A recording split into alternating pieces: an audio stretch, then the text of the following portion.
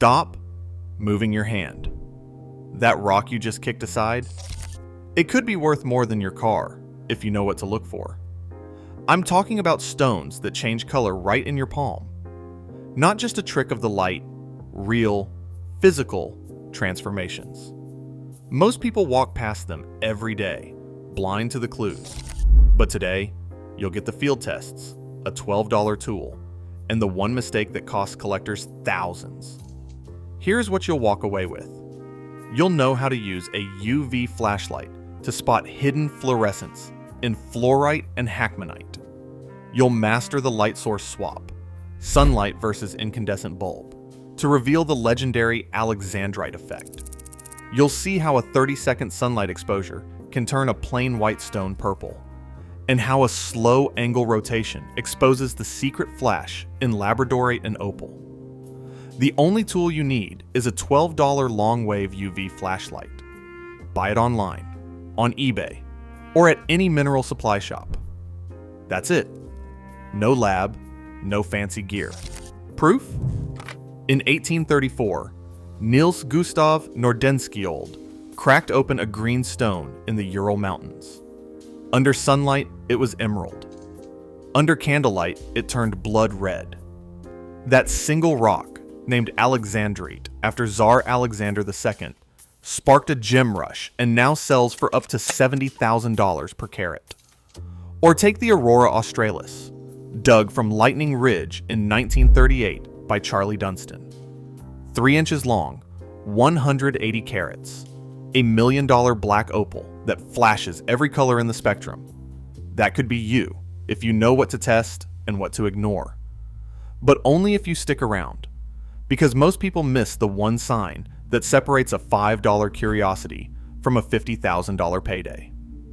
Let's set the stage. I'm speaking to you from Antwerp, Belgium, the diamond capital of the world. I've spent years in muddy pits and auction rooms, watching fortunes made and lost on stones that looked ordinary until the right test.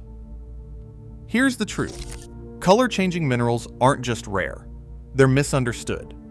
The science is real, the odds are brutal, but the payoff is undeniable. And if you know the right field tricks, you can spot them before anyone else. Let's start with the king, Alexandrite. Forget the hype, this is not just a green stone. In daylight, it is a crisp, almost metallic green, like bottle glass pulled from a cold river. But take it indoors under an old-school incandescent bulb, and it shifts, sometimes violently, to raspberry red or even purple.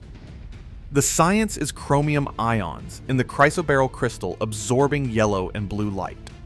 Daylight is rich in blue and green, so the stone looks green. Incandescent light is heavy on red and orange, so the same stone glows red. It is not magic, it is physics, and it is rare. The original find was the Ural Mountains in Russia in 1834. Niels Gustav Nordenskiold, a Finnish mineralogist, got a sample from Count Perovsky. He thought it was emerald until he saw it under candlelight. The stone was named for Tsar Alexander II on his 16th birthday. That first Russian Alexandrite weighed just a few carats, but today, a fine stone over 5 carats can fetch $70,000 per carat. The record was a 16.7 carat Russian Alexandrite that sold at Sotheby's in 2024 for $115,000 per carat. That's nearly $2 million for a stone smaller than a grape. How do you test for it? You do not need a lab. Grab a stone that looks like chrysoberyl, hardness 8.5, no cleavage, greenish in daylight. Step 1. Take it outside and check the color.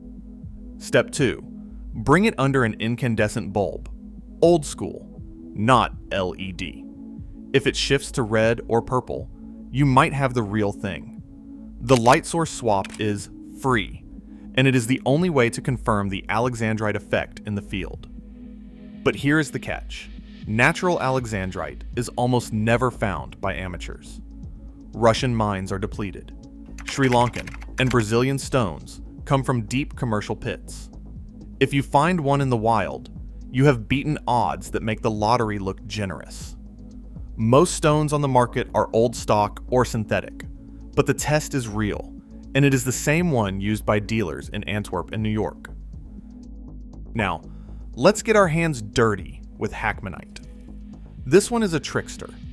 It looks like a plain white or gray pebble until you hit it with ultraviolet light or direct sun.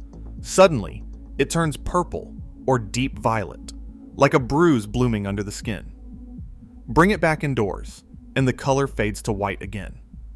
That is tenebrescence, a reversible color change caused by sulfur atoms and electron traps in the sodalite crystal.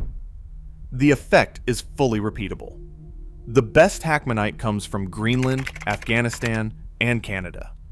The Afghan stones are legendary, deep purple, sometimes transparent, and they hold the color for hours. The field test is simple.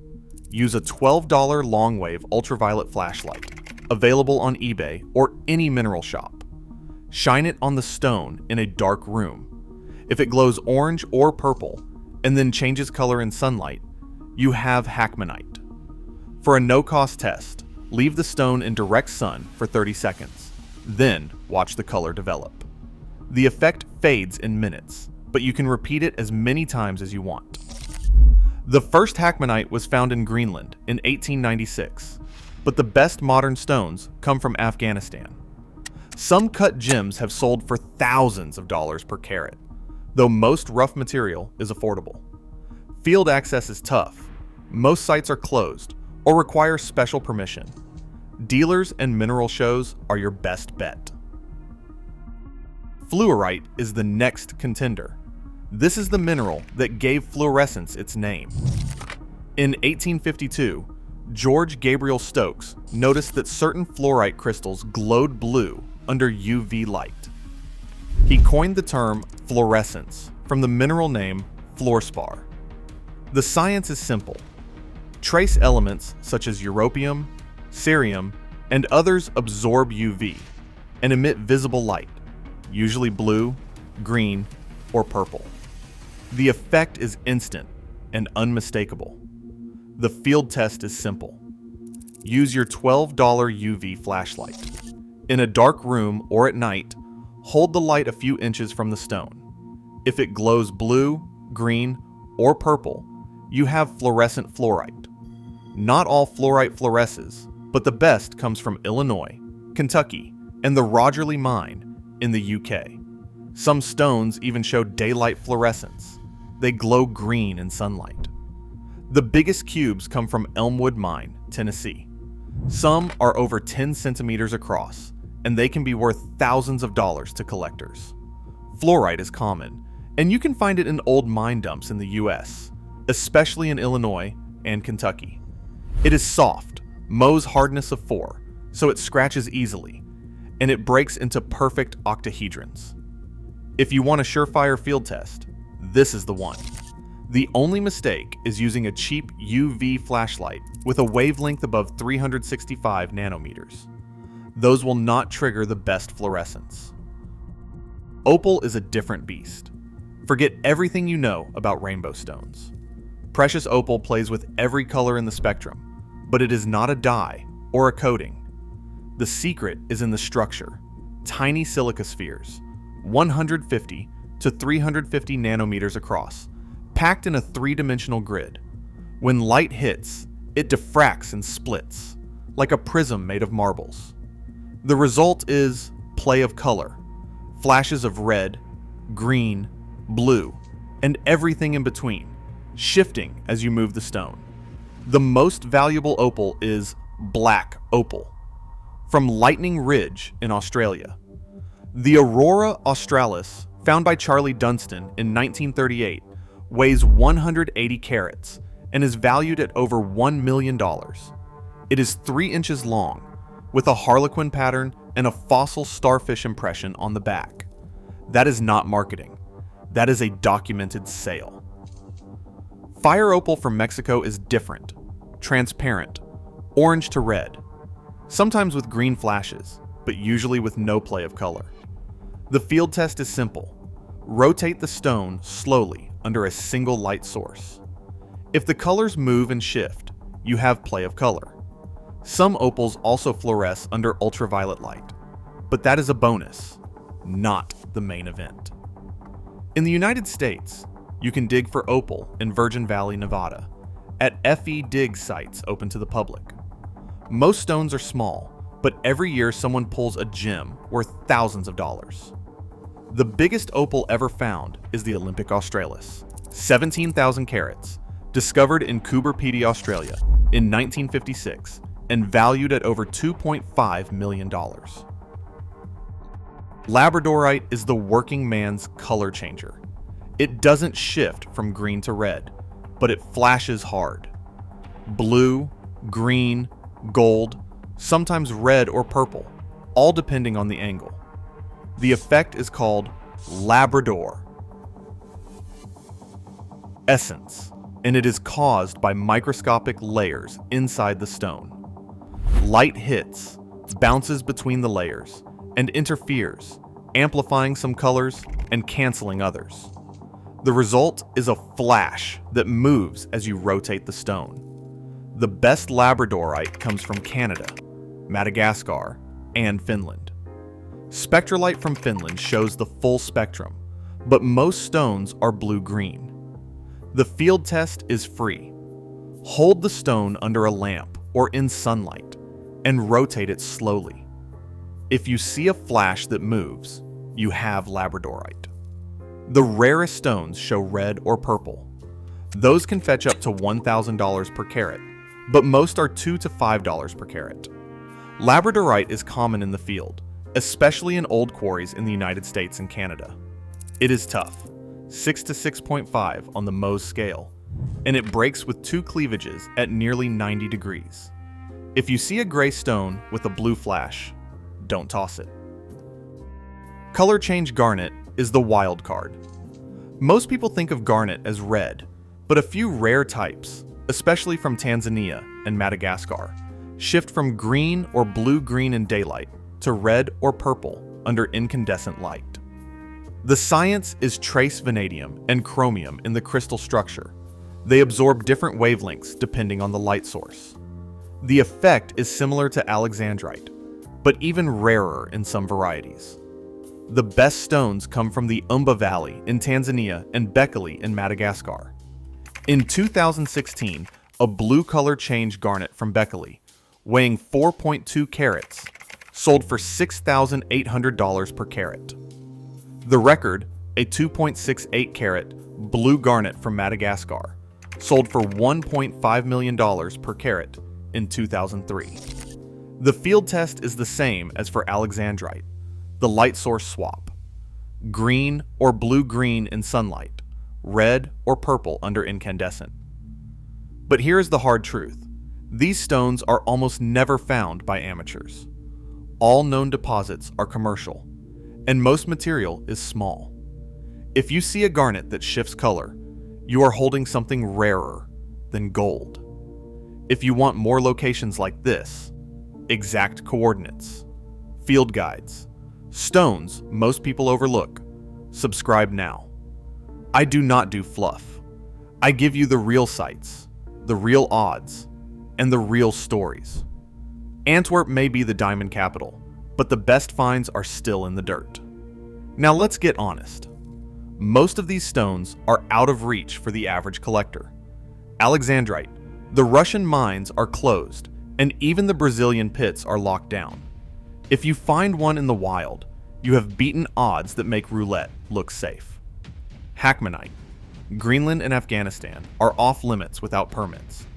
Fluorite, opal, and Labradorite are your best bets, especially in the US, where old mine dumps and fee dig sites still turn up good material.